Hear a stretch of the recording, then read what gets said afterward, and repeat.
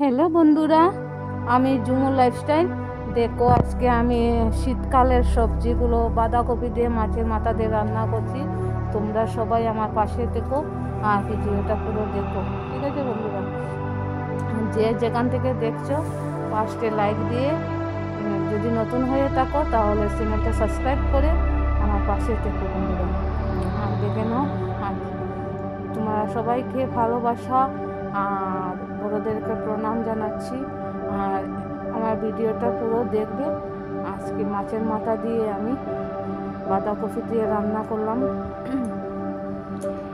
কী করে রান্না করছি দেখে নাও বন্ধুরা। বাঁধাকপিটা কেটে নিয়ে ধুয়ে মাছের মাথাটাও ভেজে নিয়েছি, দেখে নাও। এখন আমি সম্বাস দিয়ে দিচ্ছি।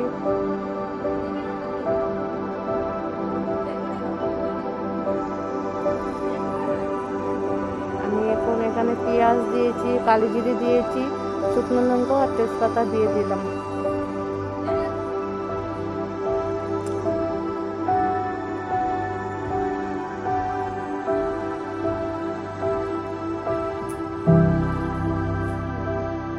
এখন বাঁধাকপিটা দিয়ে দিলাম।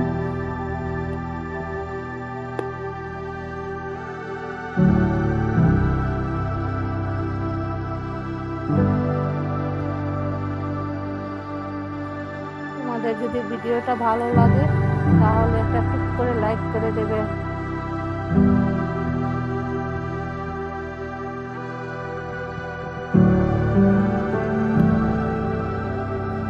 বাঁধাকপি সুন্দর করে কাটতে পারি না, একেবারে বড় বড় হয়ে যায়। একটু ছোটো ছোটো করে কাটলে দেখতেও ভালো লাগে। আর মাছের মাথাটা দিয়ে দিলাম। এখন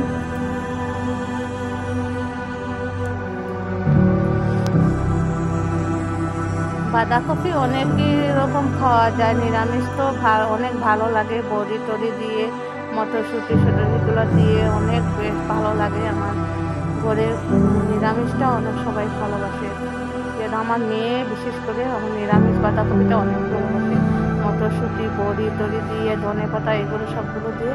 মাছের মাথা দিয়ে এত বেশি ভালো লাগে না। ও আজকে বলেছে যদি মাছের নিরামিষ হতো তাহলে আরও ভালো লাগতো। তো মাছের মাথা দিয়ে ভালো হয়েছে, এত খারাপ হয়নি।